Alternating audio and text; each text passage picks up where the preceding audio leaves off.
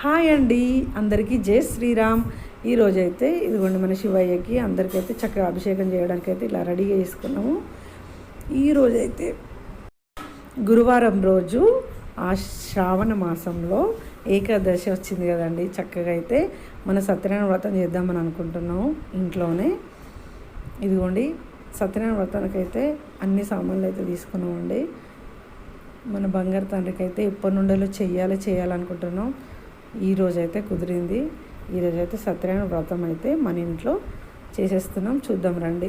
ఇదిగోండి మామిడి తోరణాలు అయితే చక్కగా నీట్గా కడిగి అన్నీ వేస్తున్నారు పిల్లలు. నేనైతే ఇట్లా మన కలుషాలకు చక్కగా అన్నిటికీ మామిడి తోరణాలు కట్టి కంకణాలు కట్టేసిన. మా వారైతే సిర మన స్వామికి అయితే ప్రసాదం వండుతున్నారండి. ఇదిగోండి అన్ని దేవుళ్ళని కడిగిన.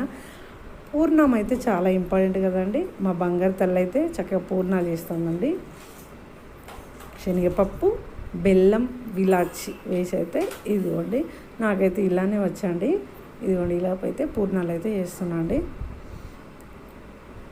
ప్లీజ్ అండి మన ఛానల్ని లైక్ చేయండి, సబ్స్క్రైబ్ చేసుకోండి, సపోర్ట్ చేయండి అబ్బా ప్లీజ్ అండి. ఇదిగోండి పూర్ణాలు అయితే ఇలా అయిపోతున్నాయండి.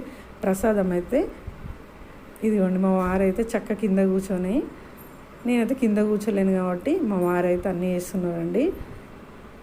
మా వారైతే నేను కింద కూర్చోలేను కదా ఎట్లా అనంటే ఎందుకు చైర్ వేసుకొని కూర్చోన్నాడండి. నేనైతే చైర్లో కూర్చొని అయితే ఇదిగోండి చైర్లో కూర్చొని పూజ అంతా అయిపోయిందండి. చక్కగా సత్యనారాయణ వ్రతం అయితే అయిపోయిందండి కంప్లీట్గా. పులిహోర, పూర్ణము, సిర ప్రసాదం అయితే ఇవి చేసుకున్నామండి. మేమే నలుగురం చేసినాం. తర్వాత పూజంత అయిపోయాక బయట వాళ్ళని పిలిచి ప్రసాదాలు ఇచ్చేసినామండి. తెల్లవారైతే అయ్యగారికి ఇచ్చేస్తామండి. ఇలా అన్నీ